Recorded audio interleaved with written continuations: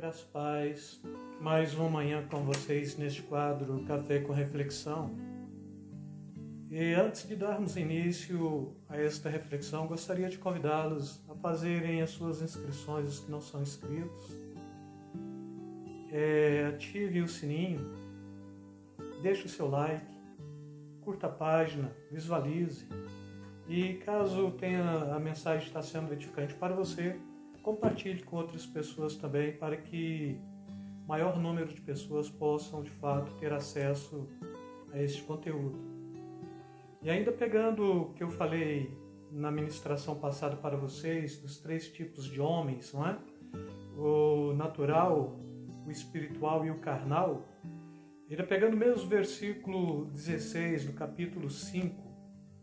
de Gálatas, carta que Paulo escreve aos Gálatas: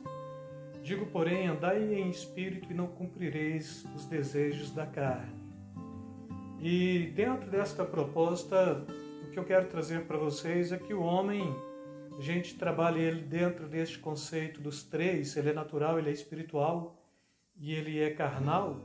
mas também o homem, ele, antes do Evangelho, ele é um homem que tem uma só natureza, e depois do Evangelho, ele é um homem que adquire uma outra natureza. Então ele passa a ter 2 naturezas. Uma natureza é natural e a outra natureza é espiritual. Do ponto de vista da natureza natural, é aquilo que você é desde Adão, é aquilo que você adquiriu com a queda do homem. E do ponto de vista da natureza espiritual, é aquilo que você recebeu por Jesus quando você fez profissão de fé. E quando você de fato creu, mediante a pregação do Evangelho, teve uma transformação de vida, a Bíblia chama isso de metanoia, e agora é nova criatura. A Bíblia está falando, se alguém está em Cristo, nova criatura é, as coisas velhas já passaram, eis que tudo se fez novo. Então assim, você tem esta natureza espiritual que te faz nova criatura, mas enquanto aqui na terra você ainda vai ter o desconforto daquela velha natureza que você adquiriu mesmo dos seus pais, e por hereditariedade adquiriu da queda de Adão também. E assim o homem, quando cristão, ou quando ele conhece esta verdade espiritual, quando ele faz profissão de fé, ele passa a ter estes 2 tipos de natureza: a natureza do homem natural e a natureza do homem espiritual. Agora, qual natureza vai sobressair? Primeiro, tem uma frase de um pensador, Edmund Burke. Ele diz o seguinte, que para que o mal prevaleça, basta que os bons não façam nada, ou basta que os bons fiquem de braços cruzados. E ainda tem uma outra frasezinha de um provérbio chinês até. Você tem 2 cachorros da mesma idade e da mesma raça. Qual cachorro vai crescer primeiro e vai ficar mais forte? Aquele que você alimentar primeiro e aquele que você alimentar melhor. Bom, se a gente pega este conceito aqui, tanto deste filósofo Edmund Burke, quanto deste pensamento aqui, que é de uma cultura chinesa mesmo, já dá para você identificar como é também a sua condição em relação à sua velha e à sua nova natureza. E eu diria que, do ponto de vista deste provérbio chinês ainda, você tem a capacidade de estar alimentando um ou o outro, uma natureza ou a outra natureza. Mas do ponto de vista deste filósofo, ele está te trazendo uma consciência que é até interessante. Para que a velha natureza prevaleça, basta que você cruze os braços acerca da nova natureza adquirida em Cristo Jesus. E com isso, se me perguntar, então o homem, ele tem dupla personalidade? Não. O homem, ele é este ser criado, e cada ser humano, então a gente tem na face da Terra hoje mais de 7 bilhões e 300 milhões de habitantes, não é? E com isto, cada ser humano ele é totalmente distinto do outro E as características que faz um ser humano distinto do outro, a gente chama de personalidade, que é traços adquiridos por temperamento, por comportamento, por hereditariedade dos pais e pela postura da ética que você leva de vida também. Então aí o pessoal trabalha dentro do conceito do pensamento da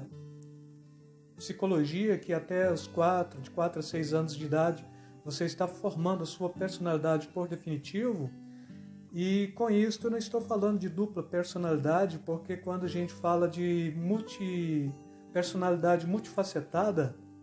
ou múltiplos aspectos de personalidade numa mesma pessoa, a gente trabalha isso dentro de uma patologia chamada de esquizofrenia. E aqui não estou falando de esquizofrenia, mas estou falando do homem, o homem consciente, o homem da razão, o homem pessoa, o homem que tem esta capacidade de ser aquilo que ele herdou dos pais, com o seu temperamento e aquilo que ele absorveu do meio ambiente, é o que vai formar a sua personalidade. Então, enquanto personalidade, você é único, mas enquanto natureza, você pode ter esta única natureza também do homem natural, que é o homem da queda, o homem Adão, e o homem espiritual, que é o homem da regeneração, o homem Cristo Jesus, que te redimiu, que te deu a outra possibilidade de você poder alcançar aquilo que Adão não conseguiu por definitivo, que era a consciência de ser espiritual também, porque em toda a história da narrativa bíblica, de Gênesis a Apocalipse, Cordeiro de Deus que tira o pecado do mundo é Jesus mesmo, mas antes do pecado, Jesus já era o Cordeiro que tinha sido imolado pela humanidade antes da fundação do mundo, mas antes ainda o conceito da existência do Deus, que é essencialmente um, mas que se manifesta nas 3 pessoas. A pessoa do Pai é aquele que cria, a pessoa do Filho é aquele que é eternamente gerado, e a pessoa do Espírito Santo é aquele que emana, é aquela pessoa que emana do Pai e do Filho. Então, se Jesus é o eternamente gerado, o homem Adão, ele haveria de ser aperfeiçoado dentro de uma própria natureza que seria espiritual, a natureza do próprio Filho de Deus, ainda mesmo na inocência, mas ele falha antes. E com isso aqui a gente vai estar trabalhando com estes 2 tipos de naturezas que um homem pode ter, e trazendo esta compreensão que caso você tenha tido um encontro genuíno com Jesus, que tenha professado fé em Jesus e que traz em si a compreensão de uma mudança de atitude, não é? Metanoia, transformação, nova criatura, é Jesus falando para Nicodemos: necessário vos é nascer de novo,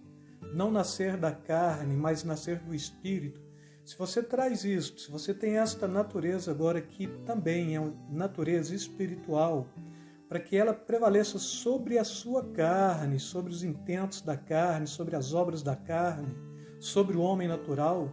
esta natureza ela tem que estar sendo alimentada continuamente, constantemente, e esta natureza alimentada continuamente, nada mais é do que estar levando a vida contínua na presença de Deus, eu diria através do sacrifício de Jesus, mediante o poder e a ação do Espírito Santo.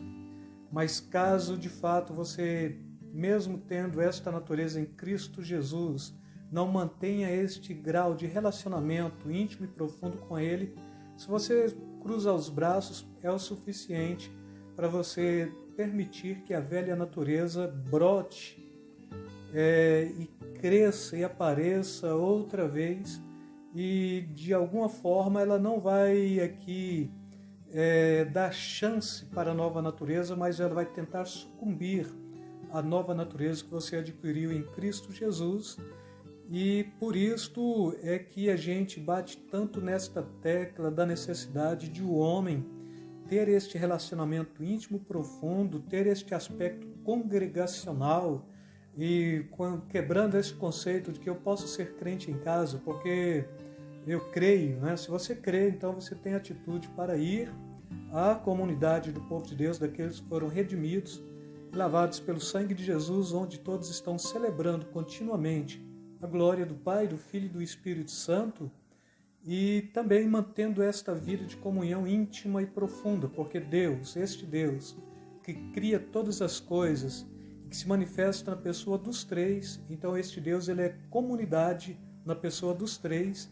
e a proposta daqueles que são regenerados em Cristo Jesus também é se tornar uma só comunidade, sabendo que se Deus se relaciona bem nesse conceito, do Pai que se relaciona com o Filho, do Pai e do Filho que se relaciona com o Espírito Santo, também o crente ele se relaciona bem com o outro, com o próximo. E com o próximo é fácil porque está próximo, mas se relaciona bem do ponto de vista da humanidade com a humanidade, então com o próximo e com aquele que nem é próximo, mas que caracteriza como humanidade, para tentar resgatá-lo do mundo e trazê-lo para o reino de Deus e assim transmitir a ele esta proposta de uma nova natureza também em Cristo Jesus. E aí significa que então se eu tenho uma nova natureza eu estou salvo? Significa que a Bíblia está falando que você tem que aperfeiçoar a sua salvação com temor e com tremor. E quem é santo deve santificar-se mais ainda. Mas sim, se você professou fé em Jesus Cristo e tem esta natureza, você pode ter certeza da sua salvação. Mas se você não professou fé e não tem esta natureza, eu diria, é algo a se pensar para adquirir esta natureza que é espiritual, a fim de alcançar também, junto com esta natureza, a proposta de vida eterna, porque se a natureza é de Cristo, logo a vida eterna é de Cristo, logo o paraíso é de Cristo, logo o céu é de Cristo, e se você está em Cristo, a Bíblia está falando, você é nova criatura, e as coisas velhas já passaram, e tudo se fez novo na sua vida. Com isto, mais uma vez quero deixar aqui um beijo na alma, um beijo no coração, e quero despedir de vocês na graça e na paz de nosso Senhor e Salvador Jesus Cristo. Deus vos abençoe.